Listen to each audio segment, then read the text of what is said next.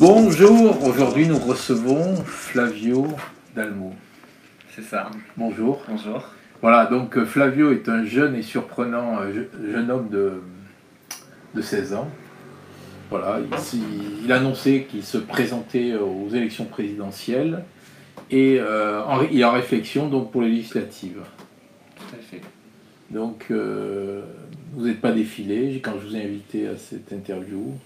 Vous avez répondu favorablement. Soyez le bienvenu. Merci. Donc vous êtes arrivé à Montpellier il y a 6-7 ans. Vous êtes originaire de Chartres, d'origine espagnole. Votre père a été de Barcelone, républicain, immigré en France. Aujourd'hui vous êtes au lycée Joffre en première littéraire. Une sœur, un frère jumeau, un père tailleur aux Beaux-Arts. Si je me trompe, hein, Mon grand-père, juste, qui était républicain espagnol.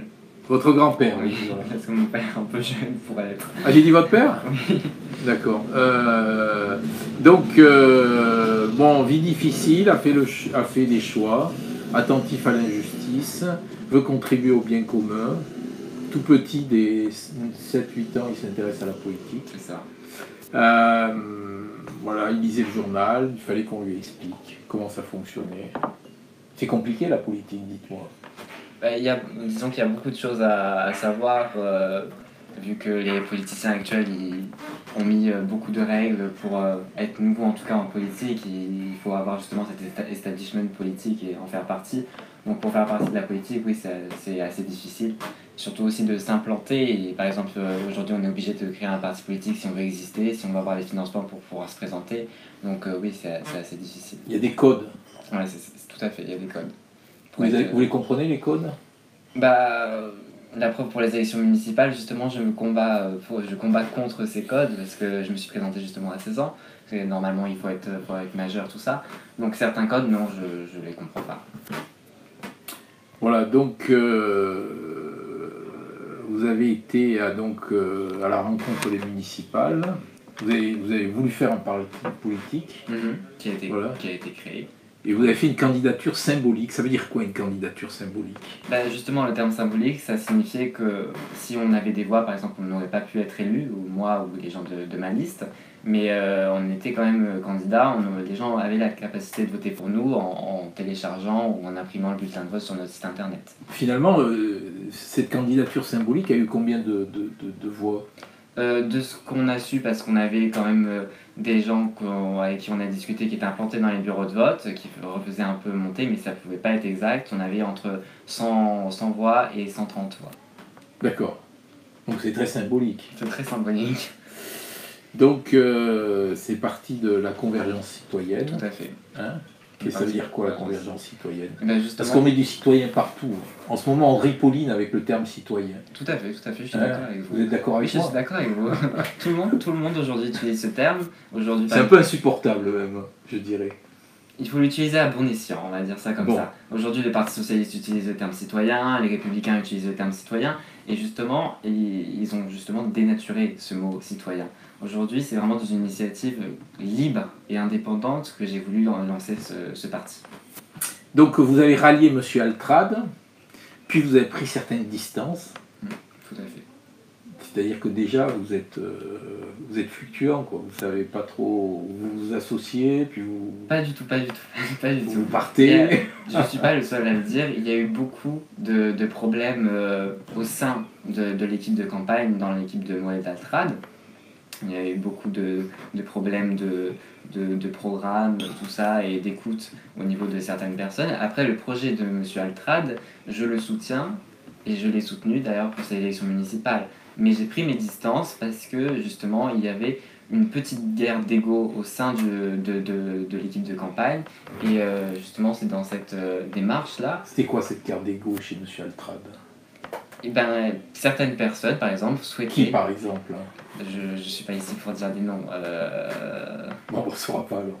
Non, pas tout à fait, non, vous ne saurez pas. Mais l'objectif, par exemple, de votre question, c'est justement dire qu'il y a eu une guerre d'ego, on va le dire. Il y a eu une guerre d'ego au sein de l'équipe de Mohamed Altrad. Beaucoup de gens ont pris des distances par rapport à ça.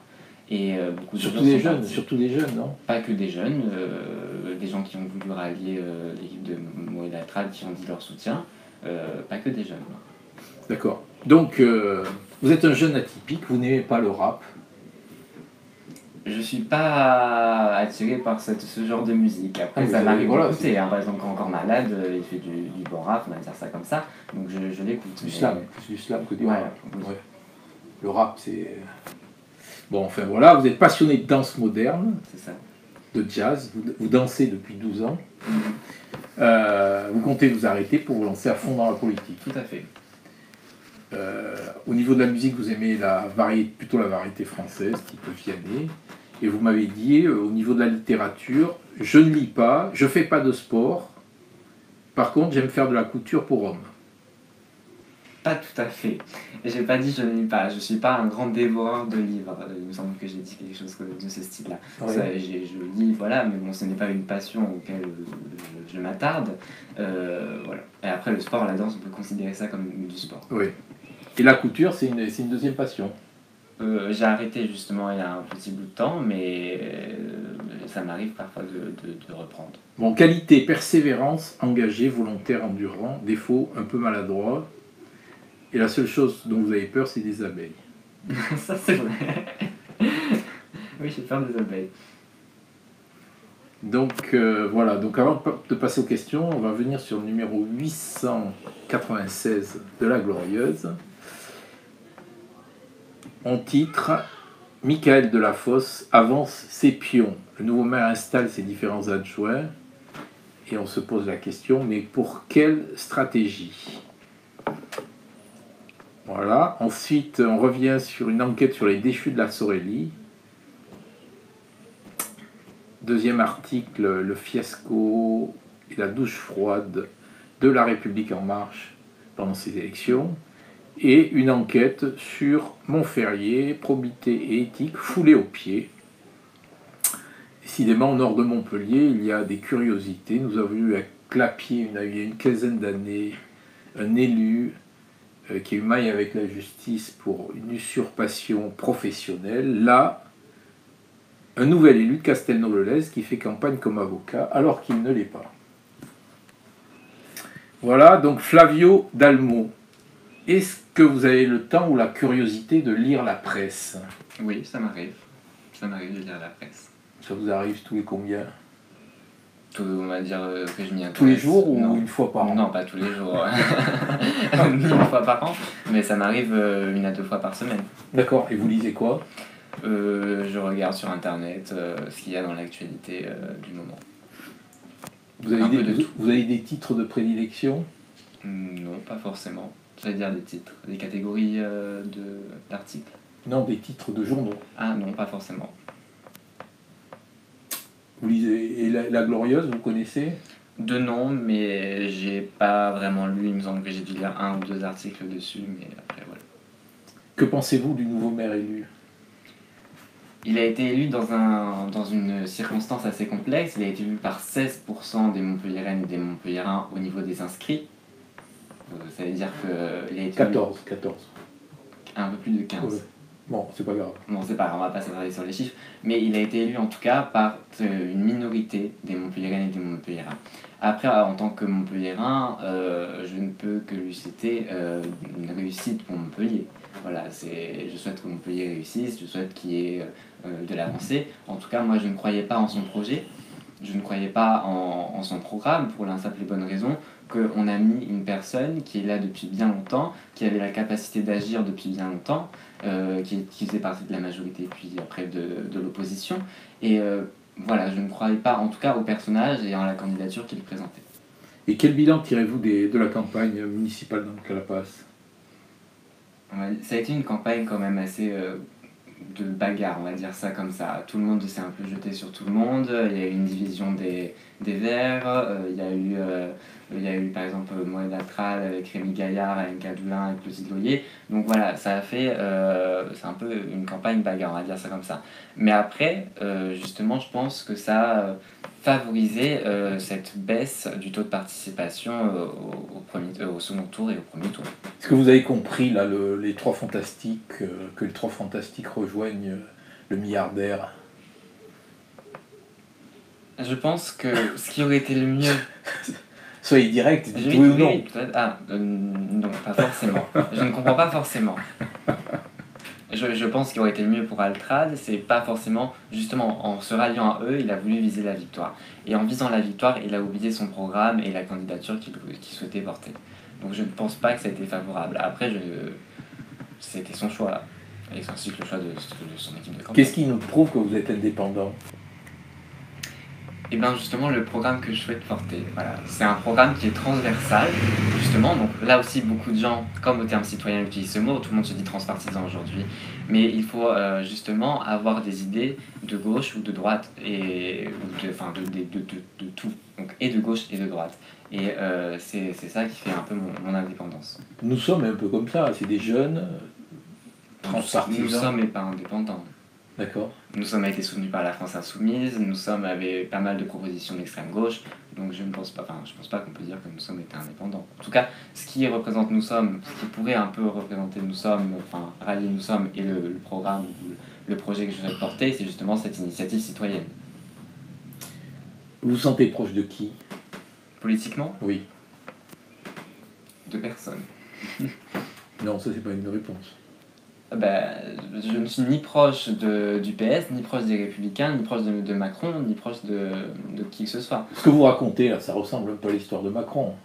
Tout à fait, je suis d'accord. Mais on a des différences. On a des différences aujourd'hui. M. Macron l'a prouvé, la République En Marche, pour ses élections municipales, s'est rallié dans plusieurs villes aux Républicains. La République En Marche, M. Macron aussi a... Enfin, elle s'est ralliée à tout le monde. Il y a des élus de la République En Marche qui ont rejoint l'équipe de Delafosse. Il y a des ils sont partout, la République En Marche. Le Nini... Je ne suis pas d'accord. Je ne suis pas d'accord avec vous. On regarde par exemple une grande majorité des candidats de la République En Marche se sont ralliés aux candidats de la droite. On peut regarder à Bordeaux, on peut regarder dans certains arrondissements de Paris. Donc il y a eu une droitisation, on va dire, de la République En Marche. Et après, c'est important de le regarder. Entre M. Macron et moi, il y a une différence du point de vue de programme. On a des problèmes, enfin des convergences, non justement des différences au niveau du projet, par exemple au niveau de l'ISF, mais aussi on a aussi M. Macron qui a suivi, on va dire, cette trajectoire du politicien. C'est-à-dire qu'il a fait l'ENA, il a fait les grandes écoles, il a été banquier, tout ça. Et après il a été ministre, donc il a suivi, on va dire, ce chemin de l'establishment politique. Pourquoi se déclarer au présidentiel 2 ans avant? Parce que c'est un combat compliqué pour être candidat à l'élection présidentielle. Il faut réunir les 500 parrainages, et en tant qu'une candidature un peu exceptionnelle, on va dire ça comme ça, quand on n'a pas l'habitude qu'un jeune se présente, c'est assez difficile de réunir les 500 parrainages. Donc il faut se lancer bien avant. Vous avez combien de parrainages aujourd'hui? Aujourd'hui, on n'en a aucun. On va vous souhaiter bonne chance. Merci. On vient tout juste de lancer la campagne, il nous reste 2 ans, donc on a le temps. Expliquez-moi pourquoi il faut être déterminé quand on fait une campagne présidentielle. Parce que c'est une campagne qui est assez complexe. Déjà, c'est sur toute la France entière. C'est-à-dire qu'il faut être partout, mais en même temps, on ne peut pas être partout. Et c'est une campagne auquel il faut être assez médiatisé. Et quand on est, par exemple, un jeune qui n'est pas du tout, qui ne fait pas partie de la vie politique, c'est assez complexe, justement, de rentrer dans cette élection qui est quand même réservée à la classe de l'establishment politique, etc. Et vous n'êtes pas un peu un disciple de Rémi Gaillard? C'est en faisant n'importe quoi qu'on devient n'importe qui? Rémi Gaillard, vous pouvez l'appeler monsieur, hein, ou Rémi. Monsieur Gaillard a quand même un projet qui était assez axé sur la condition animale. Nous aussi, on a un projet on a une partie de la condition animale dans notre programme, mais je ne pense pas qu'il faut comparer, par exemple, politique en politique. On ne peut pas assimiler tous les politiciens. On a forcément des différences. Donc, je repose ma question, c'est en faisant n'importe quoi qu'on devient n'importe qui? Non, on ne peut pas faire n'importe quoi. Je pense qu'on ne peut pas non plus sauter d'un mur, c'est pas en sautant d'un pont qu'on va devenir n'importe qui. Êtes-vous prêt à vous enfermer dans une cage animale pendant une semaine? Non, c'est pas forcément. C'est un combat que je veux mener, pour la condition animale, mais je pense qu'il y a d'autres façons que la façon combative que cela. Le clivage gauche-droite est-il encore pertinent pour vous? Non. C'est justement dans cette candidature que je veux porter, dans cette continuité que j'ai fait, et nous avons justement l'envie de mélanger la gauche, les programmes de gauche et les programmes de droite. Voilà, que pensez-vous d'un de vos concurrents là, qui vient de se déclarer? C'est le rédacteur en chef de Libération, qui s'appelle Laurent Geoffrin. Je ne sais pas si vous connaissez. Non. C'est un journaliste qui est très connu en France et qui vient de créer un mouvement politique pour préparer la présidentielle. Chacun a le droit d'être candidat à l'élection présidentielle. Je ne connais pas le personnage, ni le mouvement qui l'a créé, ni le programme qu'il souhaite porter.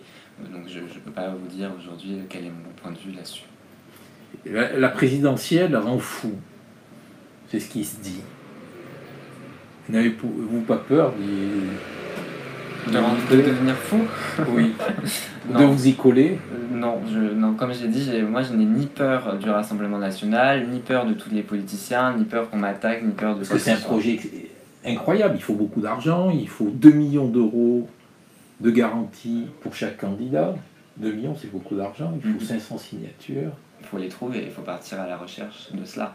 C'est justement pour ça que pendant ces dernières semaines, j'ai entrepris avec différentes personnes des discussions et pour justement créer en septembre potentiellement un grand rassemblement des forces politiques avec des personnes qui sont connues, d'autres qui sont actives, qui ont été élues. Et vous avez des noms?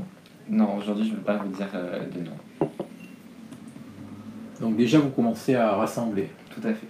Moi, je ne veux pas faire un rassemblement de gauche, de la gauche ou de la droite ou de quoi que ce soit. Vous êtes combien aujourd'hui dans votre petit mouvement? Bon, il y a eu 130 personnes qui ont voté pour vous, tout à fait. Virtuellement. Oui, c'est pas on n'est pas sûr. On n'est pas sûr. À Montpellier, donc aujourd'hui, votre groupe là, qui vous soutient, c'est combien de personnes? Pour le moment, c'est un groupe. Une dizaine, une vingtaine, une centaine, un millier Non. Pour le moment, c'est un groupe qui va être créé potentiellement à la rentrée. C'est 3 copains à la pas du tout, de classe, quoi. Pas du tout, non. Ce sont des gens. Je plaisante. Mais je sais, il n'y a pas de souci. Il n'y a pas de souci. Moi, on peut rigoler avec moi, il n'y a pas de souci. C'est des gens qui sont impliqués, mais bon, c'est bien que les personnes le sachent pour qui ça sera. Ce sont des gens qui ont été impliqués dans la vie politique, à Montpellier, dans d'autres départements aussi. Les sénatoriales, en tout cas pour le Parti de la Convergence citoyenne, aura une candidature en Eure-et-Loire. Donc ce sont un peu des gens d'un peu de partout, mais qui ont déjà fait de la politique. D'accord. Et aujourd'hui, je ne peux pas vous dire de chiffres puisque c'est en création, et en tout cas, vous verrez ça à la rentrée politique, parce qu'il y en aura une. Est-ce que ce sera un parti de jeunes? Non. Et ce sont de tout âge, de tout milieu politique. Il y en a qui sont de droite, de gauche, des Verts, des centristes, des indépendants. Voilà. Est-ce que vous avez une stratégie pour récupérer ces 2 millions d'euros de garantie pour... C'est beaucoup, 2 millions d'euros. Tout à fait. Moi, je suis pas... Vous savez qu'il faut 2 millions d'euros? Oui, je sais. Je suis pas comptable. Je sais qu'il faut beaucoup d'argent, mais je ne suis pas comptable, donc je ne sais pas du tout comment on peut mener ça. Mais en tout cas, ça... Vous y réfléchissez? Oui, j'ai réfléchi. Il faut notre stratégie, c'est les micro-dons. Ne pas être financé ni par des milliardaires, ni par des entreprises ou des patrons ultra riches. Donc en cas d'échec à la présidentielle, est-ce que vous serez candidat sur la 8e circonscription? Justement, cette semaine, j'ai discuté avec une certaine personne. J'ai réfléchi pour les législatives. Aujourd'hui, je ne peux pas vous dire oui ou non. Je ne sais pas si ce sera dans la 8e circonscription. Pourquoi la 8e? Je ne sais pas si ça sera dans la 8e circonscription. Donc, voilà. D'accord. Montpellier a eu la plus jeune conseillère départementale de France en 2015.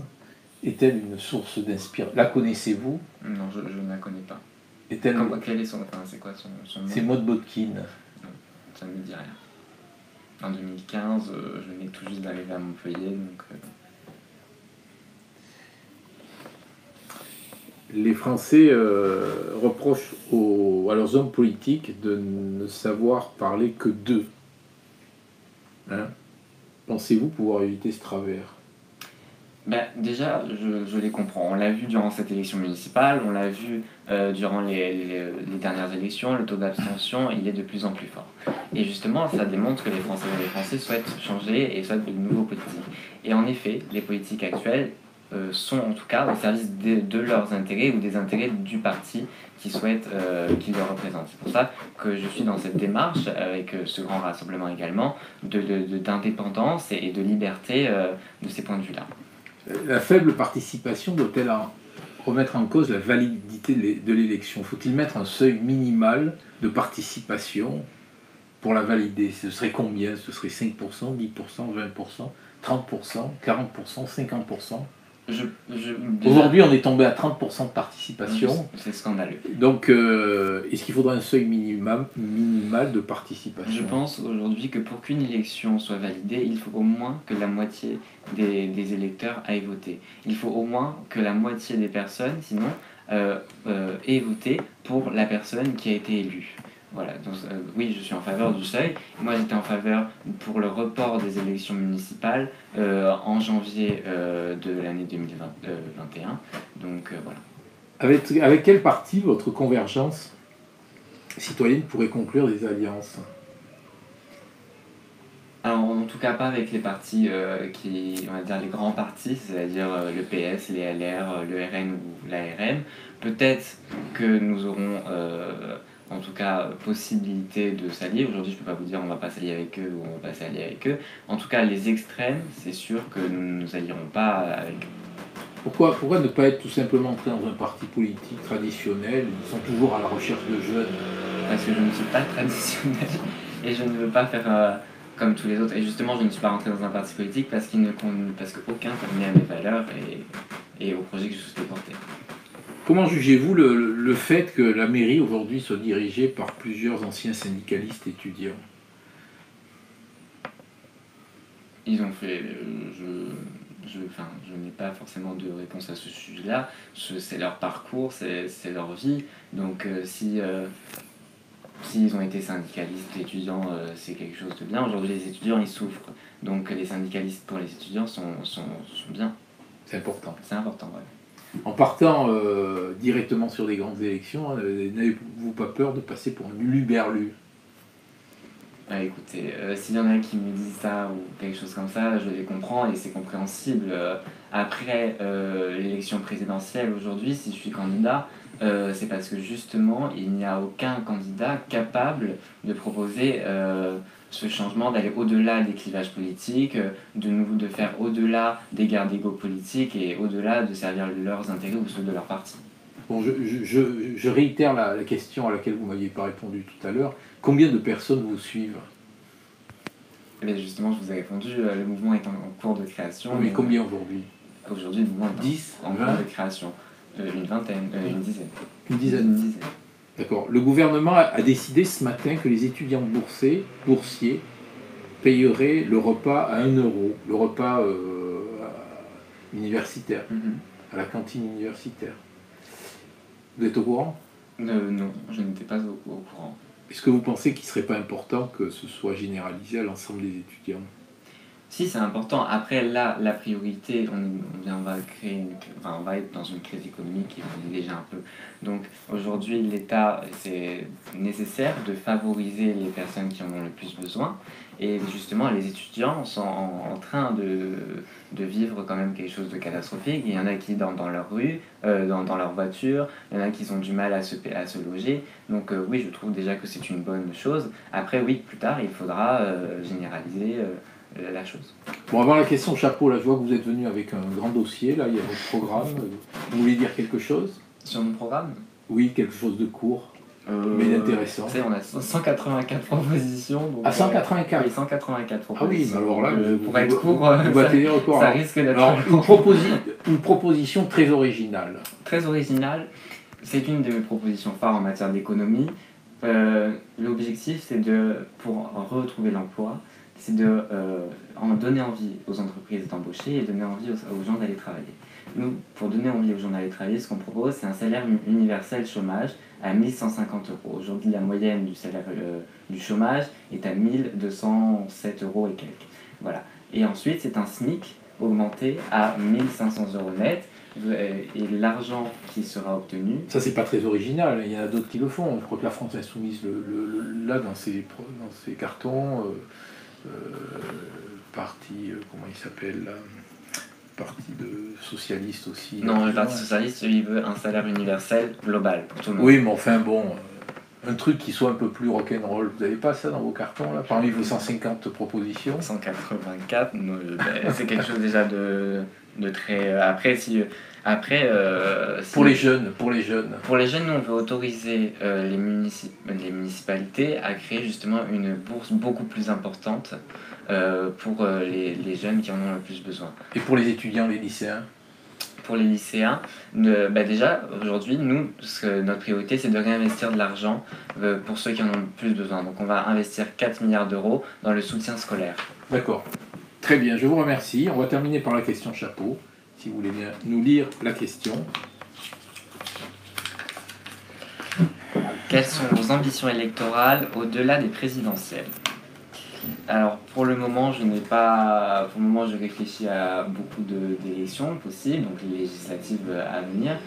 J'y réfléchis. Et après, donc justement, c'est avant les présidentielles, ce grand rassemblement des forces politiques qui va sûrement viser les départementales, les régionales et les prochaines élections. Très bien. Donc pas d'ambition. C'est en cours de réflexion, mais les élections législatives, je me pose la question dessus. Merci. Merci à vous.